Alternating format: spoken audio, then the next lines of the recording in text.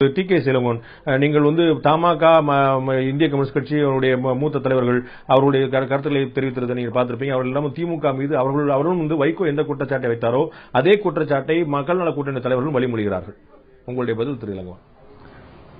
வேறு வழி இல்லாமல் வைகோ திடீரென்று அவர்களே எதிர்பாராத நிலையிலே வைகோ சொன்னதை ஆதரிக்க வேண்டிய இக்கட்டான சூழ்நிலைக்கு இந்த தலைவர்கள் தள்ளப்பட்டிருக்கிறார்கள் என்பதுதான் அவருடைய பதிலிலிருந்து எனக்கு தோன்றுகிறது. முதலில் ஒன்றை புரிந்து கொள்ள வேண்டும். வைகோ புதிதாக தனக்கு பதிலாக ஒரு வேட்பாளரை அறிவித்திருக்கிறார். அவர் என்ன சாதி என்று எனக்கு தெரியாது, அதை கண்டுபிடிக்க வேண்டும். இரண்டாவதாக சில ஓரிரு வாரங்களுக்கு முன்னால் இவர் தலைவர் கலைஞர் அவர்களே சாதியை சொல்லி பேசியவர், அதற்காக பொது மன்னிப்பும் கேட்டுக்கொண்டவர். எனவே இந்த உணர்வு வைகோவிற்கு இயல்பாகவே இருக்கிற உணர்வு. அது அவரை வளர்த்த தலைவர் மீதே அந்த கோபம் பாய்ந்ததை நாமே பார்த்திருக்கிறோம். எனவே இவர் சாதிக்கு அப்பாற்பட்டவர் என்று சொல்வதும், ஒவ்வொரு வேளைகளிலே சாதியை பயன்படுத்தி மற்றவர்களை புண்படுத்த நினைப்பதும், இப்பொழுது சாதியை காரணம் காட்டி விலக நினைப்பதும் வைகோவுக்கு வாடிக்கை என்று சொல்ல மாட்டேன், அவருக்கு அது இயல்பாக அமைந்து விட்டது. அதற்காக திராவிட முன்னேற்ற கழகத்தை தூற்ற வேண்டிய அவசியம் இல்லை என்றுதான் நான் கருதுகிறேன்.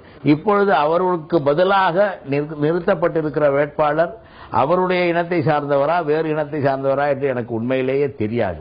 அது நம்ம எந்த வகையில் முக்கியத்துவம் பெறுகிறது? நீங்கள் சொன்ன இரண்டு விஷயங்கள் நான் ஒரு வியப்படைகிறேன், நான் புரிந்து கொள்ள முயற்சி பண்றேன். ஒன்று, தவறாக புரிந்து கொள்வது யாருக்குமே நடக்கூடியதான். இப்போ நான் கேட்டது திரு டி.கே. ரங்கராஜன் அவர்கள் இருந்தார், அவர்கிட்ட கேட்டோம் அந்த மாதிரி வைகோ அவர்கள் போட்டியிடாது உங்களுடைய கூட்டணிக்கு ஒரு பின்னடைவை ஏற்படுத்துமா அப்படின்னு கேட்கும்போது உங்களுடைய ஆசை நிறைவேறாது என்று சொல்றார். சோ நான் ஆசைப்பட்டது போல அவர் தவறாக புரிந்து கொண்டார், அந்த தவறுக்கு நான் வருத்தம் தெரிவித்தேன். திரு வைகோ அவர்கள் திரு கருணாநிதி பற்றி பேசும்போது தவறாக புரிந்து கொள்ளும்படியாக ஆகிவிட்டது, ஒரு மிகப்பெரிய அதிருப்தியை நாடு முழுக்க ஏற்படுத்தியது.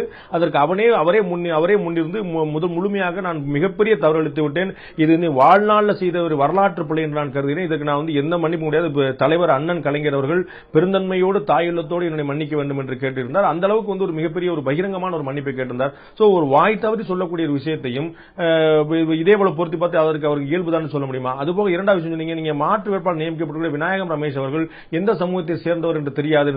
வேட்பாளருடைய சமூகத்தை ஏன் பார்க்க வேண்டும், இது ஏன் கேள்வி எழுகிறது? அப்படி கேள்வி எழுப்பி தானே திமுக குற்றச்சாட்டு வைக்கிறார்.